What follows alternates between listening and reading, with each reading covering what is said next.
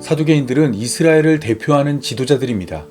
이들은 사내들인 공회를 장악해 이스라엘 정치를 이끌었고 성전을 차지해 이스라엘 종교를 주관했습니다. 때문에 이들은 혜성처럼 등장한 예수님의 활동에 관심이 많았습니다. 많은 백성들이 따르는 예수님이 무엇을 행하는지 또한 무엇을 가르치는지 항상 관심 있게 지켜봤습니다. 하지만 이들의 관심은 그들을 믿음으로 인도하지 못했습니다. 사두개인들은 철저히 예수님을 살폈으나 그들의 결론은 예수님을 배척하는 것이었습니다. 예수님이 행하고 가르친 것을 몰라서 예수님을 죽인 것이 아니라 예수님이 행하고 가르친 것을 다 알고도 예수님을 죽인 것입니다. 그렇다면 그들은 왜 그런 결정을 내린 것일까요? 그 이유를 오늘 본문을 통해 함께 살펴보겠습니다. 베드로와 요한은 제9시 기도 시간에 성전으로 들어가다 미문 앞 안진뱅이를 만났고 그를 예수님의 이름으로 일어나 걷게 하였습니다. 그러자 많은 사람들이 베드로와 요한을 주목했고 베드로와 요한은 솔로몬의 행각에서 미문 앞 안진뱅이를 일으킨 것은 예수님을 죽음에서 일으킨 하나님이라 전했습니다. 베드로가 성전에서 이러한 설교를 하자 성전을 차지한 제사장들과 성전 맡은 자들과 사두개인들이 베드로와 요한을 옥에 가두었습니다.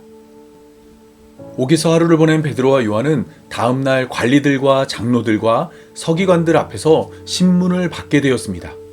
이들 중에는 대제사장 안나스와 가야바와 요한과 알렉산더와 및 대제사장의 문중이 있었습니다.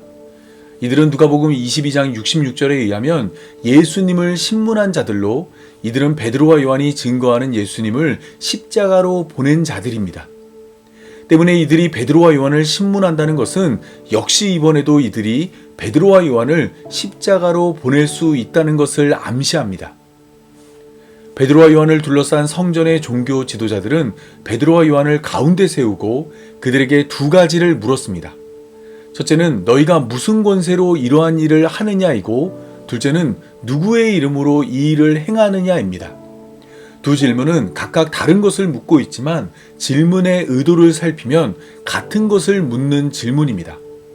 당시에는 다른 이의 이름을 부르면 그의 권세를 의지할 수 있다 생각했습니다. 예수님이 귀신을 내쫓았을 때 바리새인들이 예수님을 향해 귀신의 왕 바알세불을 의지해 귀신을 내쫓았다는 주장은 이러한 사실을 잘 보여줍니다. 따라서 베드로와 요한을 향한 종교 지도자들의 질문은 그들의 배후에 누가 있는가를 묻는 질문이었습니다. 미문 앞 안진뱅이가 일어서는 놀라운 일이 누구의 힘에서 비롯되었는가를 알고자 했습니다. 이때 베드로는 성령이 충만하여 그들의 질문에 답을 하였습니다.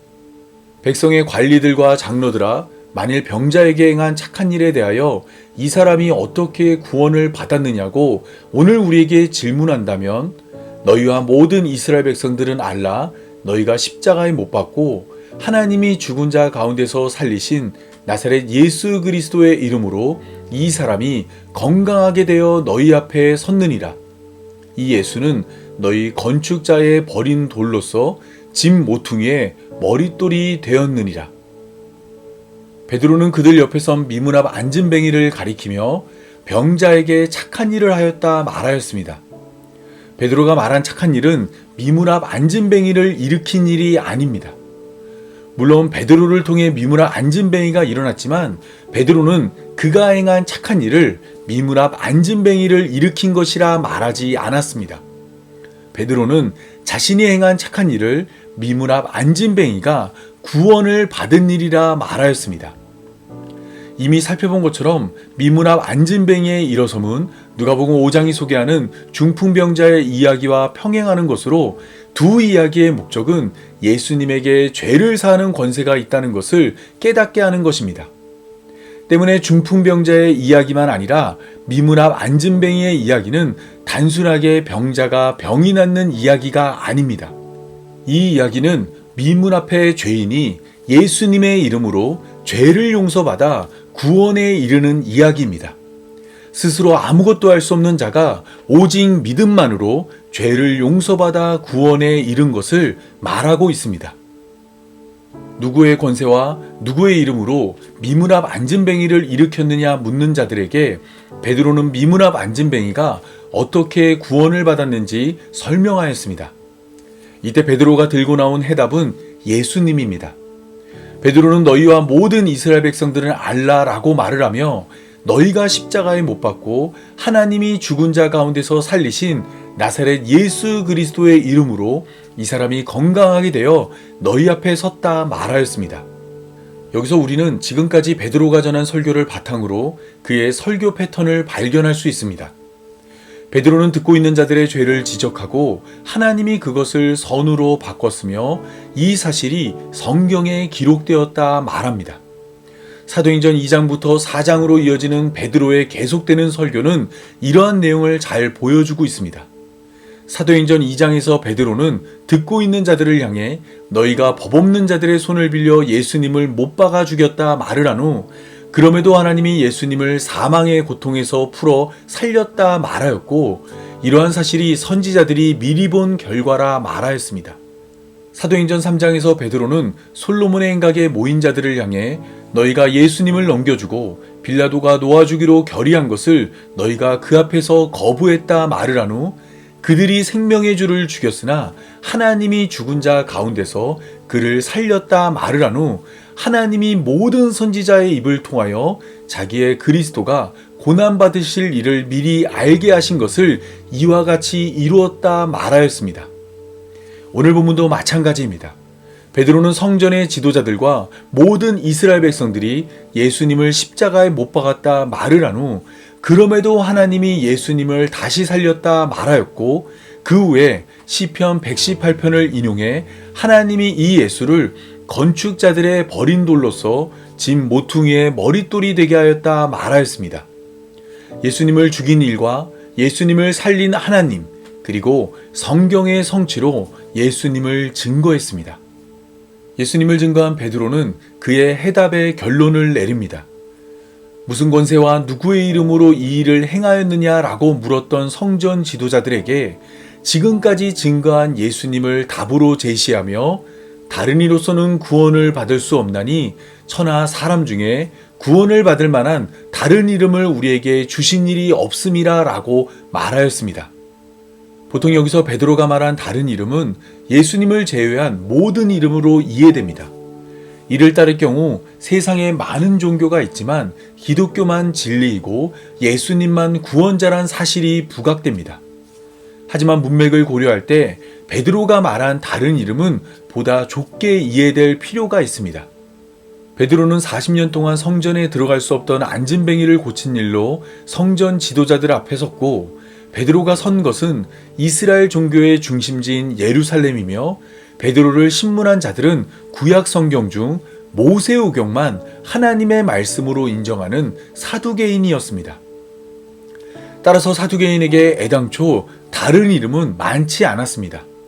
그들은 신명기까지만 하나님의 말씀으로 받아들였고 여호수아부터 말라기까지의 말씀은 하나님의 말씀으로 여기지 않았기에 그들이 생각하는 다른 이름의 범위는 좁았습니다. 모세오경에서만 구원의 이름을 찾았기에 그들이 생각하는 구원의 이름은 모세였습니다. 신명기 18장 18절이 말하고 있는 것처럼 언젠가 모세와 같은 선지자가 나타나면 모세가 애굽에서 이스라엘 백성들을 건져낸 것처럼 로마로부터 이스라엘을 건져낼 것이라 기대했습니다. 하지만 이들의 기대는 한계가 분명했습니다. 모세는 이스라엘 백성들을 애굽에서 건져냈지만 그토록 바라던 약속의 땅에는 들어가지 못했습니다. 40년을 광야에서 보내며 약속의 땅에 들어가기를 갈망했지만 율법을 의지한 모세는 출애굽을 완성하지 못했습니다. 모세가 이루지 못한 출애굽의 완성은 그의 뒤를 이어 지도자가 된 여호수아를 통해 완성됩니다. 모세가 인도한 이스라엘 백성이나 여호수아가 인도한 이스라엘 백성은 다르지 않았지만 모세에서 여호수아로 지도자가 바뀌자 이스라엘 백성들은 들어갈 수 없던 약속의 땅을 들어가게 되었습니다. 모세로는 들어갈 수 없던 약속의 땅을 여호수아로 들어가게 된 것입니다. 베드로는 자신을 신문하는 자들에게 바로 이러한 사실을 전했습니다. 그들이 읽고 있는 모세오경에서 단 한 장만 넘기면 등장하는 여호수아가 이스라엘을 약속의 땅으로 인도한 것처럼 40년 동안 성전 안에 들어갈 수 없던 미문 앞 안진뱅이를 성전으로 들어가게 한 예수님만 우리의 구원이라 선포했습니다. 그 어느 때보다 정확하고 분명하게 예수님만 우리의 구원이 된다 말한 것입니다. 지금까지 베드로는 사도행전 2장, 사도행전 3장, 사도행전 4장에서 동일한 패턴으로 예수님을 증거했습니다. 그때마다 사람들의 반응은 엄청났습니다. 사도행전 2장에서 설교를 했을 때는 3,000명의 사람이 예수님을 믿는 신도가 되었고, 사도행전 3장에서 설교를 했을 때는 남자의 수만 약 5,000명이 예수님을 믿게 되었습니다. 베드로가 설교할 때마다 많은 사람들이 회심하여 예수님을 믿는 성도가 되었습니다. 하지만 사도행전 4장이 소개하는 성전 지도자들의 반응은 이전과 달랐습니다. 그들의 반응을 소개하는 사도행전 4장 13절에서 14절을 읽어보겠습니다. 그들이 베드로와 요한이 담대하게 말함을 보고 그들을 본래 학문 없는 범인으로 알았다가 이상히 여기며 또 전에 예수와 함께 있던 줄도 알고 또 병 나은 사람이 그들과 함께 서 있는 것을 보고 비난할 말이 없는지라. 성전 지도자들은 베드로와 요한이 학문을 공부하지 못한 평범한 사람이라 생각했는데 의외로 담대하게 말하는 것을 보고 이를 이상하게 생각했습니다. 여기서 말하는 학문은 보통 정규적인 랍비 교육으로 이해됩니다. 후에 등장할 바울이 가말리엘에게 교육을 받은 것처럼 랍비가 되기 위해서는 그에 걸맞은 교육 과정을 이수해야 합니다. 그런데 성전 지도자들의 눈에 베드로와 요한은 그러한 과정을 이수한 사람처럼 보이지 않았습니다. 미문 앞 안진뱅이에게 말한 것처럼 베드로와 요한은 교회의 지도자가 되었지만 은과 금이 없는 가난한 모습이었고, 성령을 받았을 때 사람들은 그들이 갈릴리 출신이라는 것을 한눈에 알아봤습니다. 그들의 겉모습이 교육을 많이 받은 사람의 모습이 아니라는 것을 누구나 알 수 있었습니다. 하지만 성전 지도자들이 말한 학문은 반드시 랍비 교육과 연결시켜 이해할 필요는 없습니다. 당시의 대중연설은 수사학이라는 학문과 연결되어 있습니다. 수사학은 아리스토텔레스에 의하면 어떤 주어진 상황에서든 활용할 수 있는 설득의 수단을 찾는 능력입니다. 이러한 능력은 정치, 경제, 사회, 문화 등 다양한 분야에서 활용되었습니다. 특히 법정과 집회와 같은 포럼에서 수사학은 중요한 역할을 하였습니다. 때문에 수사학은 헬라의 교육에서 빠질 수 없는 과목이었습니다. 많은 학자들이 수사학에 집중했고 수사학을 많이 아는 사람이 학문을 많이 공부한 것으로 여겨졌습니다. 이러한 역사적 배경 아래 베드로와 요한은 수사학을 접했을 가능성이 희박했습니다. 하지만 그럼에도 그들은 성전의 지도자들이 반박할 수 없는 논리로 예수님을 증거했습니다. 주어진 상황에서 꼬리를 무는 질문을 할 수 없을 만큼 완벽한 전개로 자신이 말하고자 하는 바를 설교하였습니다. 수사학을 배우지 않았음에도 베드로와 요한이 이러한 설교를 할 수 있었던 비결은 오늘 본문 8절이 말하고 있는 성령의 충만 때문입니다. 누가복음 12장 11절에서 12절을 통해 예수님은 사람이 너희를 회당이나 위정자나 권세 있는 자 앞에 끌고 가거든 어떻게 무엇으로 대답하여 무엇으로 말할까 염려하지 말라. 마땅히 할 말을 성령이 곧 그때 너희에게 가르치시리라 라고 말씀하였습니다. 이러한 말씀을 따라 베드로와 요한은 성령의 충만함을 입어 성령이 가르쳐주는 말을 한 것입니다. 결국 성령이 가르쳐주는 말을 하자 성전의 지도자들은 베드로의 설교에서 비난할 것을 찾지 못했습니다. 더욱이 성전을 드나드는 사람이라면 누구나 알고 있던 미문 앞 안진뱅이가 건강한 모습으로 그들 곁에 서 있으므로 그들은 이 일을 부인할 수도 없었습니다. 하지만 그렇다고 그들이 예수님을 믿은 것은 아닙니다. 비난할 말도 찾지 못했고 부인할 수도 없었지만 그들은 예수님을 믿지 않았습니다. 그들이 예수님을 믿지 못한 이유는 그들의 관심이 온통 겉모습에 있었기 때문입니다. 그들의 눈에는 담대히 말하는 베드로와 건강한 모습으로 서 있는 미문 앞 안진뱅이는 보였지만 베드로가 설교한 예수님은 보이지 않았고 미문 앞 안진뱅이를 일으킨 예수님의 이름은 귓가만 맴돌았습니다. 베드로가 말하고 안진뱅이가 증명하는 예수님에는 관심을 두지 않고 오직 겉으로 드러나는 모습에만 관심을 두었습니다. 겉모습만 살폈기에 그들은 하나님의 집으로 불린 성전을 차지했지만 하늘의 모형인 성전을 이해하지 못했고 제사장이 되었지만 중보자의 역할을 망각했으며 제사장으로 12지파를 대표했지만 하나님이 아닌 로마에 충성했고 제사를 행했지만 죄를 덮지 않고 죄를 더욱 쌓아 올렸습니다. 거하는 곳과 하는 일 그리고 직분과 사명은 겉으로 볼 때 거룩하고 신실하며 충성스러운 모습이었지만 그들의 속은 우리 안에 거하는 하나님이자 우리의 중보자이며 우리의 대표로 대속의 제물이 되신 예수님을 몰랐습니다. 평생 해온 일들이 모두 예수님을 담고 있었지만 겉만 챙기느라 그 안에 계신 예수님을 알아보지 못했으며 그 안에 계신 예수님이 육신이 되어 우리 가운데 거했을 땐 하나님을 가장 신실하고 거룩하게 따른다 말하는 자들이 하나님으로 오신 예수님을 십자가에 못 박았습니다. 겉만 챙기느라 그것들이 담고 있는 예수님을 살피지 않았기 때문입니다. 따라서 우리는 겉모습에 마음을 쏟는 자가 되어서는 안 됩니다.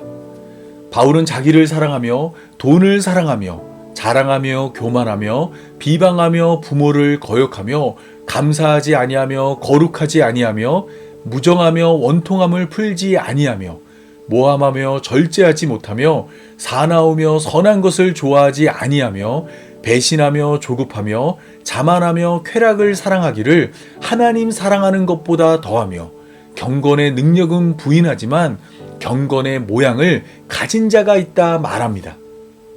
속에는 온갖 더러운 것이 가득했지만 겉으로 볼 때는 경건한 것처럼 보이는 자가 있다 말한 것입니다. 사실 이러한 자는 멀리 찾을 것도 없습니다. 바로 우리가 이러한 자이기 때문입니다. 식사를 할 때마다 기도를 하고 주일이면 빠짐없이 교회를 찾으며 10원짜리 하나 허투루 쓰지 않는 사람이 몇만 원씩 헌금을 하고 종교를 묻는 질문에 당당하게 기독교라 말하며 장소를 불문하고 예수님을 믿는 사람을 만나면 자신도 예수님을 믿는다 말하고 주변 모든 사람이 우리를 교회 다니는 사람으로 알고 있는 우리가 경건의 모양을 갖췄지만 마음에는 온갖 더러운 것을 품고 있는 자입니다. 이러한 자는 남의 집에 가만히 들어가 어리석은 여자를 유인하는 자에게 홀려 죄를 중히 지고 여러 가지 욕심에 끌린 바 되어 항상 배우나 끝내 진리의 지식에 이를 수 없습니다. 끝까지 경건의 모양만 살피다가 진리 되신 예수님을 깨닫지 못하는 것입니다. 때문에 바울은 이러한 자에게서 돌아서라 말합니다. 여기서 돌아서라는 말은 온갖 더러운 것을 가진 마음을 고쳐 선하고 바른 마음을 가지라는 말이 아닙니다. 바울은 그러나 너는 배우고 확실한 일에 거하라 말을 하며 너는 내가 누구에게서 배운 것을 알며 또 어려서부터 성경을 알았나니 성경은 능히 너로 하여금 그리스도 예수 안에 있는 믿음으로 말미암아 구원에 이르는 지혜가 있게 한다 말하였습니다.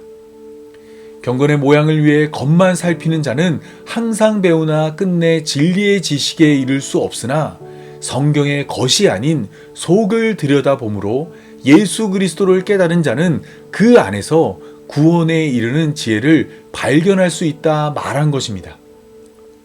그러므로 우리는 겉이 아닌 속을 살피는 자가 되어야 합니다. 성전의 지도자들처럼 겉을 살펴 경건의 모양을 갖춘 자는 이 땅에서 호의호식하며 박수와 찬사를 받겠지만 예수님이 다시 오시는 날 그들은 결코 하나님 나라에 들어갈 수 없습니다. 하나님 나라에 들어가는 자는 겉이 아닌 속을 살펴 성경에서 예수 그리스도를 깨닫는 자들입니다. 비록 마음에는 온갖 죄악들로 가득 차 있지만 성경이 소개하는 예수님은 우리의 허다한 죄를 십자가의 보혈로 덮어 구원하는 분입니다. 우리의 죄가 하늘처럼 많다 하더라도 성경이 소개하는 예수님의 은혜는 하늘을 두루마리 삼고 바다를 먹물 삼아도 다 기록할 수 없을 만큼 크고 광대하십니다. 우리의 어리석은 선택과 세상이 용서하지 못할 죄악도 성경이 소개하는 예수님의 사랑을 꺾을 수 없고 성경이 소개하는 예수님으로부터 우리를 멀어지게 할 수 없습니다.